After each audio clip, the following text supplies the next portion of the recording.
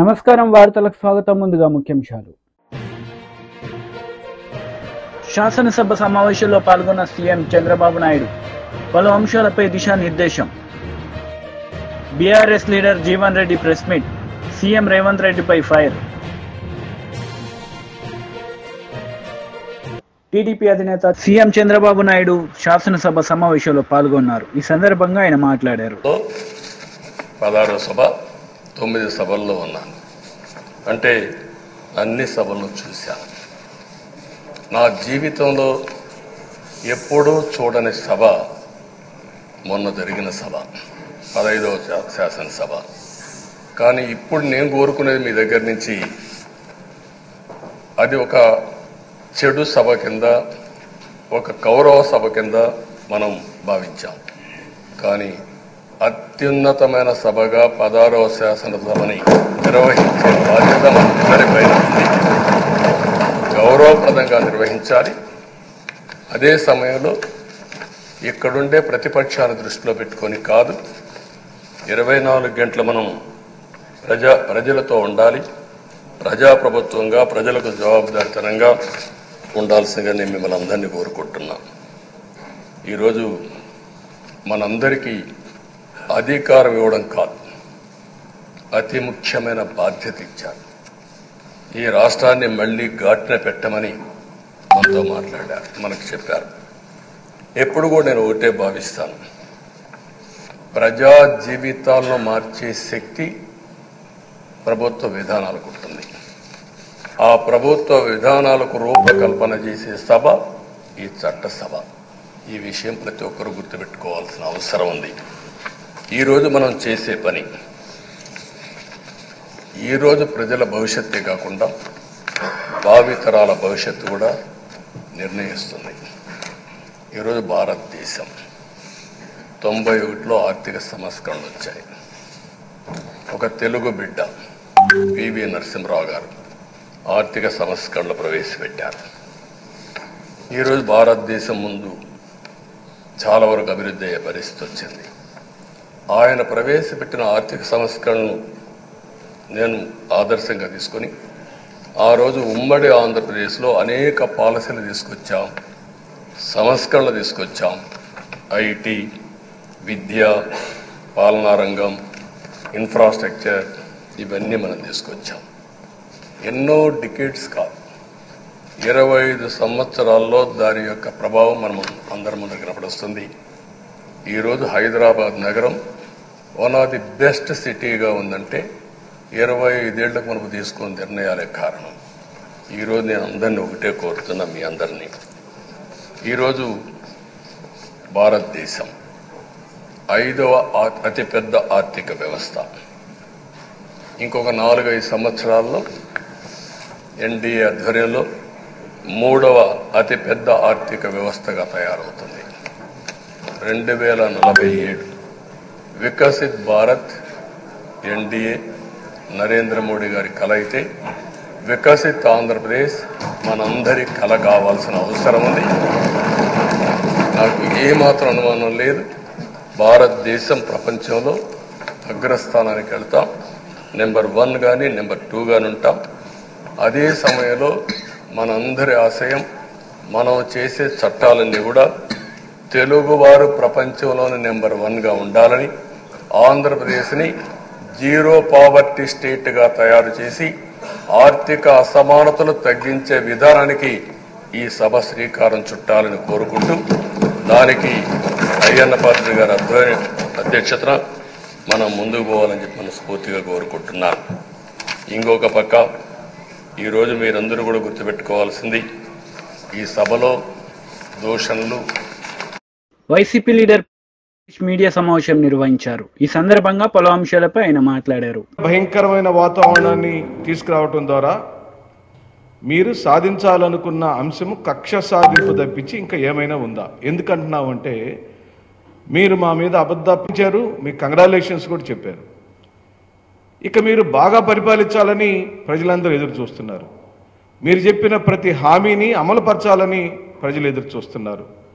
July మాసం 1వ తారీఖున మీరు ఇవ్వవలసిన వాటన్నిటి కోసం ప్రజలు ఎదురు చూస్తున్నారు.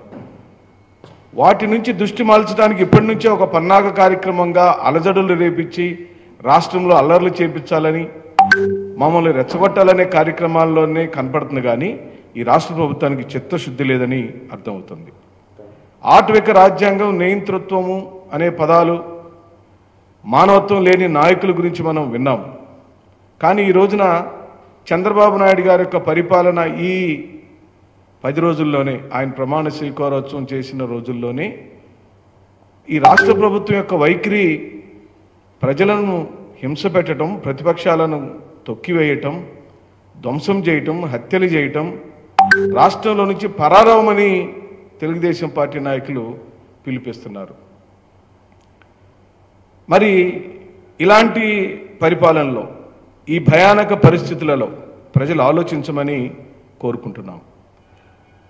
చంద్రబాబు నాయుడు గారేమో బాగా తీయగా, చక్కగా, ప్రజాస్వామ్యబద్ధంగా వారి సీనియారిటీ మొత్తాన్ని ఉపయోగించి వారు బ్రహ్మాండమైన ప్రజాస్వామ్యాన్ని నెలకొల్పాలని వారు ఆశపడటాన్ని మేము స్వాగతిస్తున్నాం. ఈరోజు సభలో కూడా వారు బ్రహ్మాండంగా మాట్లాడారు. ఎక్కడ కూడా అల్లరి చిల్లరి గొడవలు ఉండటానికి వీల్లేదు, ఎవ్వరు కూడా క్రమశిక్షణగా ఉండాలి అంటూనే ఉదయం 10 గంటలకు క్రమశిక్షణ గురించి మాట్లాడిన చంద్రబాబు నాయుడు గారు తెల్లవారుజామున 5:30కు బుల్డోజర్లు పంపించి రాష్ట్ర కార్యాలయాన్ని కూల్చేపించారు. నిజంగా ఆశ్చర్యం వేసింది. అక్రమ కట్టడాలన్నిటినీ కూల్చివేయటమే ప్రభుత్వం యొక్క విధానమైనప్పుడు ఈ రాష్ట్రంలోని అక్రమ కట్టడాలన్నిటికి సంబంధించిన సమాచారం మీరు అనుకుంటే 5 నిమిషాల్లో మీరు తెప్పించుకోగలుగుతారు. దానిలో మీ యొక్క నివాసమైన కరకట్టకి కృష్ణానదికి మధ్యలో ఉన్న మీ నివాసం కూడా అది అక్రమమైన కట్టడమే అని గతంలో నీటిపారుదల శాఖ మంత్రిగా పనిచేసిన దేవినేని ఉమా గారు ఆ బిల్డింగ్ యజమానులకు నోటీసులు ఇచ్చిన మాట వాస్తవమా కాదా? ఈ రోజున హైకోర్టు ఇచ్చిన ఆదేశాల మేరకు ప్రభుత్వంచే లీజుకు తీసుకున్న స్థలంలో కార్యాలయాన్ని నిర్మించుకున్న మేము ఏం తప్పు చేసామని అడుగుతున్నాం. ఏ పార్టీ కార్యాలయాలైనా ప్రభుత్వ భూమికి సంబంధించిన భూములను ఒక అర్జీ ద్వారా మాకు కావాలని అడిగినప్పుడు ఆ ప్రభుత్వం సమ్మతిస్తే అక్కడ నిర్మాణాలు జరుగుతాయి. ప్రభుత్వం సమ్మతించింది కాబట్టే నిర్మాణం జరిగింది. ఏ పార్టీ కార్యాలయాలైనా ఆ విధంగానే అడుగుతారు, లీజుకు తీసుకుంటారు, నిర్మాణాలు చేస్తారు, తర్వాత ప్రభుత్వాలకు అప్పజెప్పే కార్యక్రమాలు జరుగుతుంది. ఇలాంటి కార్యక్రమాలు ఒకవైపున చేస్తూనే ఈ రోజున స్పీకర్ గారిని నిర్ణయించారు. వాళ్ళ సొంత వ్యవహారంలాగా ఒక నిర్ణయం తీసుకున్నారు. ఈ రాష్ట్ర ప్రజలందరూ కూడా గమనించాలి. మేము బలహీన వర్గాలకు సంబంధించిన అయ్యన్న పాత్రుడు గారు, ఆ బీసీ సామాజిక వర్గానికి సంబంధించిన వారు స్పీకర్ స్థానంలో కూర్చోటాన్ని మేము స్వాగతిస్తున్నాం. బీఆర్ఎస్ లీడర్ మీడియా సమావేశం నిర్వహించారు. ఈ సందర్భంగా పలు అంశాలపై ఆయన మాట్లాడారు.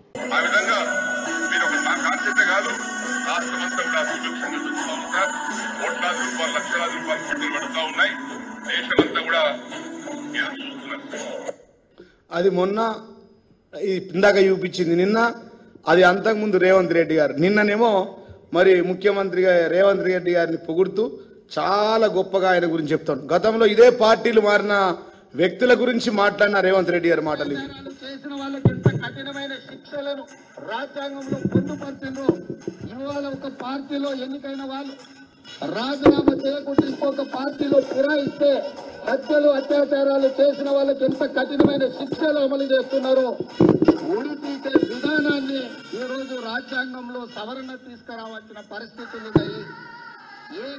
పార్టీ ఫిరాయింపుల గురించి రేవంత్ రెడ్డి గారు ఉరి శిక్ష వేయాలా, ఒక పార్టీలో గెలిచి ఇంకో పార్టీలో పోతాని చెప్పి ఇదే ముఖ్యమంత్రి, ఈ రోజు ముఖ్యమంత్రి రేవంత్ రెడ్డి గారు రాజ్యాంగ సవరణ తీసుకురావాల్సిన అవసరం ఉన్నది.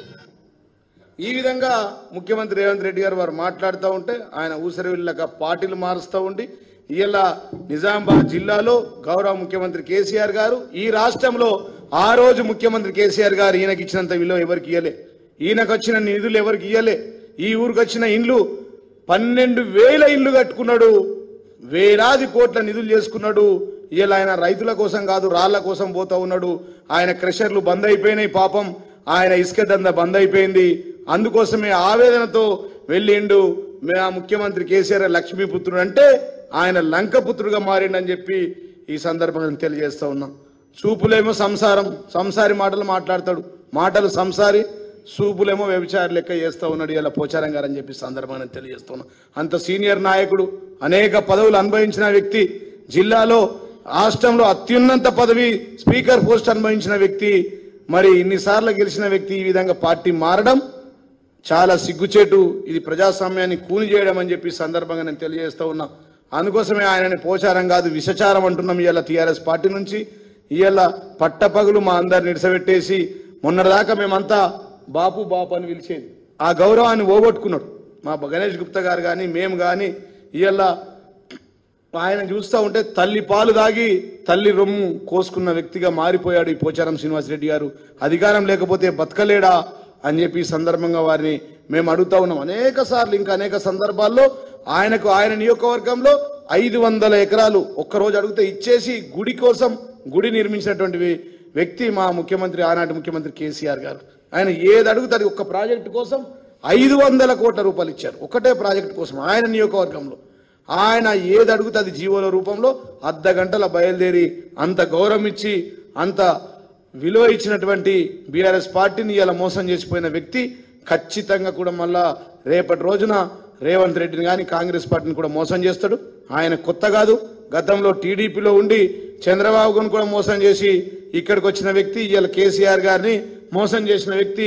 రేపు రానున్న రోజుల్లో రేవంత్ రెడ్డిని కూడా ఖచ్చితంగా మోసం చేస్తాడని చెప్పి సందర్భంగా నేను తెలియజేస్తున్నాను. కాబట్టి మరి ఇవాళ ఒకవేళ మీకు దమ్ముంటే ఎవరైనా కావచ్చు, ఇవాళ పార్టీని విడిచి వెళ్ళిన వాళ్ళు దమ్ముంటే రాజీనామా మీ పదవులకు చేసి ప్రజాస్వామ్యబద్ధంగా మళ్ళీ కాంగ్రెస్ పార్టీలో బీఫామ్ తీసుకొని గెలవండి. కానీ ఇట్లా ఒకవేళ కనుక ఇంకా కూడా ఎవరైనా పోవాలని ప్రయత్నం చేసినా ఇట్లా పోయినోళ్లను ప్రజాస్వామ్యంలో ప్రజలు రాళ్లతో కొట్టి చంపుతారని చెప్పి సందర్భంగా తెలియజేస్తున్నాం. ఇది మేమన్న మాటలు కాదు, రేవంత్ రెడ్డి గారి గతంలో చెప్పారు. ఒక పార్టీ నుంచి గెలిచి ఇంకో పార్టీ నుంచి వచ్చిన వ్యక్తిని ప్రజాస్వామ్యంలో ప్రజలు నియోజకవర్గాలకు రానియద్దు, రాళ్లతో కొట్టాలని చెప్పారు. మీకు దమ్ముంటే రాజీనామా చేసి మళ్ళీ గెలవడానికి ప్రయత్నం చేయాలి. కానీ ఇలా ఒక బీఫామ్ మీద తీసుకున్నటువంటి వ్యక్తులను ప్రజలు క్షమించరు. ఇలా నేను బాన్స్వాడలోని టీఆర్ఎస్ నాయకులకు కూడా విజ్ఞప్తి చేస్తున్నా. అనేక మంది యువత అక్కడ ఉన్నారు, మీకు మంచి అవకాశం వస్తుంది. రానున్న రోజుల్ని అతి తొందరలోనే బాన్స్వాడలో ఎన్నికలు కూడా జరుగుతాయి. ఆ ఎన్నికల్లో మళ్ళా బీఆర్ఎస్ పార్టీ ఖచ్చితంగా గులాబీ జెండా ఎగిరేస్తుంది. ఎక్కడైనా కానీ గతంలో ఇవాళ బుద్ధి చెప్తా ఉన్నారు, ఖచ్చితంగా మళ్ళా వచ్చేది మన ప్రభుత్వమే. కాబట్టి ఇవాళ బీఆర్ఎస్ సైన్యానికి ఎక్కడ కూడా మీరు దానికి బాధపడవలసిన అవసరం లేదు. పోయిన వాళ్ళు పోయినరు, ఆ ప్లేస్లో యువతరానికి అవకాశాలు వస్తాయి, అవకాశాలు ఇస్తారు మన అధ్యక్షుడు అని చెప్పి సందర్భంగా తెలియజేస్తూ, మరి ప్రజాస్వామ్యాన్ని కూని చేసినటువంటి ఈ వ్యక్తులకు ఖచ్చితంగా శిక్ష ఈ ప్రజాస్వామ్యంలోనే అతి తొందరలోనే పడతాయని చెప్పి సందర్భంగా తెలియజేస్తూ ఇప్పుడు గుడివాడ అమర్నాథ్ మీడియా సమావేశం నిర్వహించారు. ఈ సందర్భంగా టీడీపీ నేతలపై ఆయన విరుచుకుపడ్డారు. ఈ చర్యలను మనం చూస్తూ ఉన్నాం. ఈరోజు ఉదయం తెల్లవారుజామున 5 గంటలకి తాడేపల్లిలో వైఎస్ఆర్ కాంగ్రెస్ పార్టీ కేంద్ర కార్యాలయానికి సంబంధించినటువంటి నిర్మాణాన్ని 8 సంవత్సరాలు ఈ రాష్ట్రంలో ప్రతిపక్ష పార్టీగా, గడిచినటువంటి 5 సంవత్సరాల అధికార పార్టీగా, దాదాపు 13 సంవత్సరాలు చరిత్ర కలిగినటువంటి వైఎస్ఆర్ కాంగ్రెస్ పార్టీకి చెందినటువంటి కార్యాలయాన్ని ఏ రకంగా పూర్తిగా నేలమట్టం చేశారో అనేటువంటిది ఈరోజు తెల్లవారుజామున మనం చూసాం. మీరు కూడా మీ దృష్టి కూడా అదంతా కూడా వచ్చింది. దాని మీద కోర్టుకు వెళ్ళి కోర్టులో ఇంకా ప్రొసీడింగ్స్ జరుగుతుండగానే హై హ్యాండెడ్గా ఏ రకంగా కార్యాలయాన్ని పూర్తిగా 2 అంతస్తులు నిర్మించినటువంటి కార్యాలయాన్ని ఏ రకంగా నేలమట్టం చేశారో అన్నటువంటిది చూసాం. ఈరోజు రాష్ట్రంలో అంబేద్కర్ గారి రాజ్యాంగాన్ని పూర్తిగా పక్కన పెట్టి తెలుగుదేశం పార్టీ తాలూకా రెడ్ బుక్ రాజ్యాంగం నడుస్తూ ఉంది. వారు ఏదైతే ముందు నుంచి వారు ఎన్నికల ప్రచారంలో చెప్పారో, వారు అధికారంలోకి రాకమునుపు చెప్పారో, వారు చెప్పినటువంటి ఆ రెడ్ బుక్ రాజ్యాంగాన్ని ఈరోజు రాష్ట్రంలో అమలు చేస్తున్నటువంటి సందర్భాలు మనం చూస్తూ ఉన్నాం. ఇంకా పైపెచ్చు ఈరోజు అసెంబ్లీలో నీతులు మాట్లాడుతూ ఉన్నారు.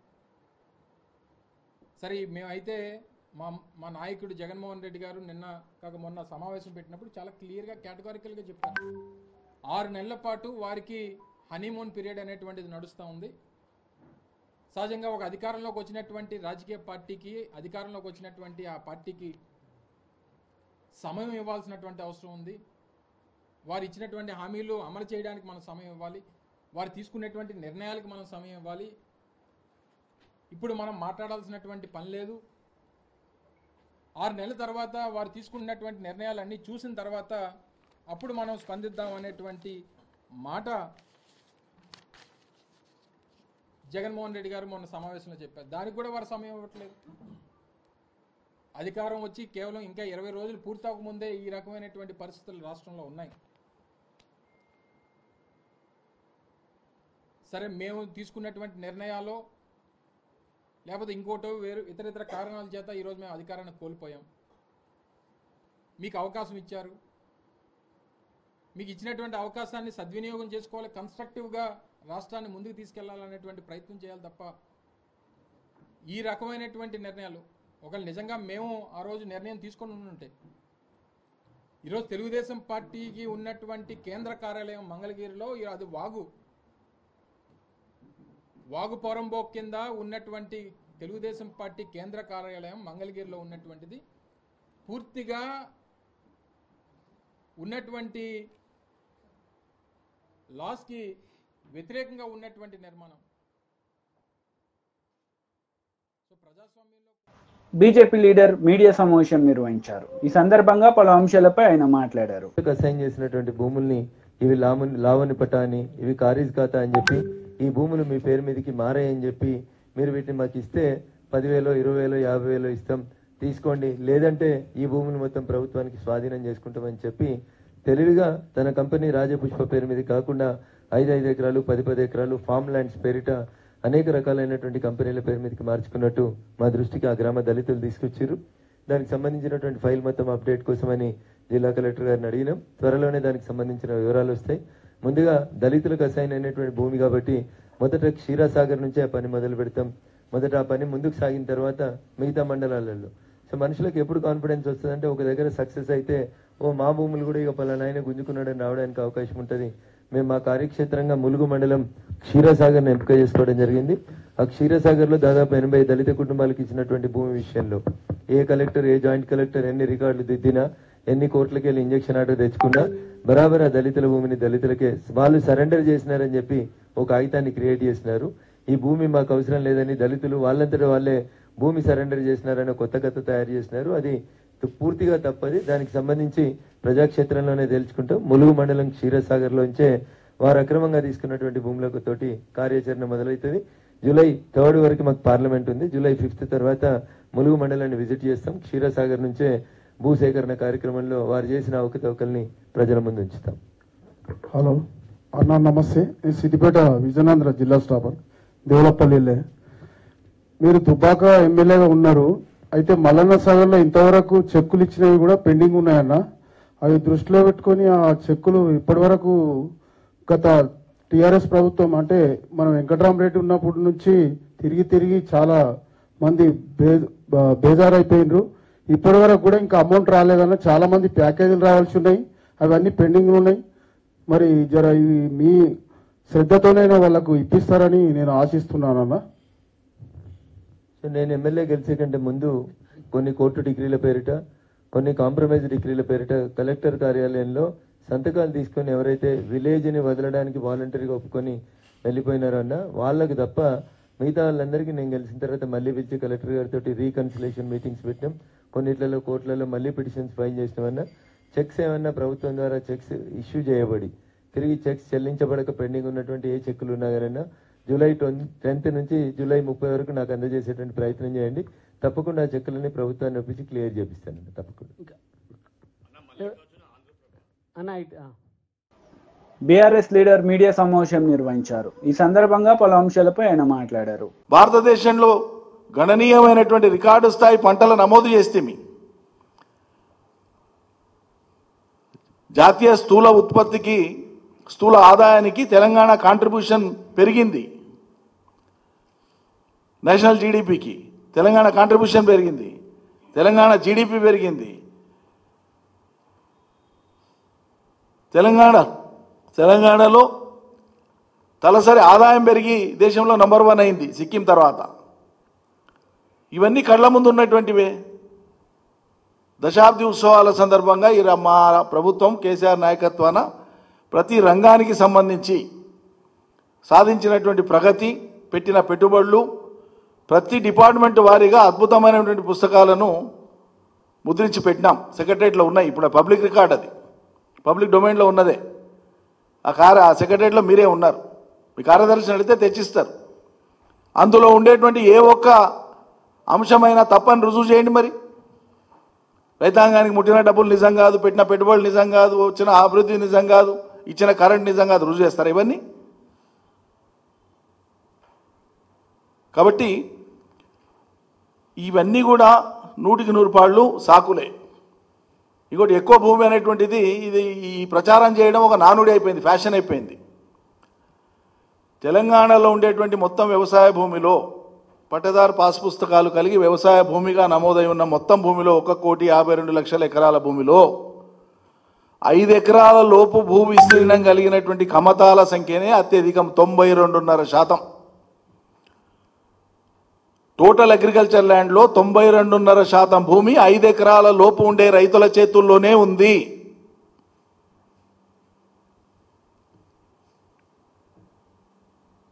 మిగతా 6.5-7% భూమి 5 నుంచి 10 ఎకరాల లోపు ఉండేటువంటి వాళ్ళ చేతిలో ఉంది. 25 ఎకరాలకు మించి భూగరిష్ట పరిమితికి లోబడి 54 ఎకరాలకు లోబడి ఈ రాష్ట్రంలో భూమి కలిగినటువంటి మొత్తం రైతుల సంఖ్య కేవలం 6,488 మాత్రమే. దమ్ముంటే ఈ ప్రభుత్వాన్ని కాదు ఇన్ని లక్షలు ఉండ్రు, అన్ని వేలు ఉండ్రు, రికార్డు పెట్టమనండి, బయట పెట్టమనండి, చూపించమనండి. అంటే జరిగిన మేలును వక్రీకరించి చూపేటువంటి ఒక దుష్ట ప్రయత్నం ఇది. ఒక గ్రామం ఉంటే 2-3 వేల ఎకరాలు ఉంటే 5 ఎకరాల లోపు ఉండే వాళ్ళే మ్యాక్సిమం ఉంటారు.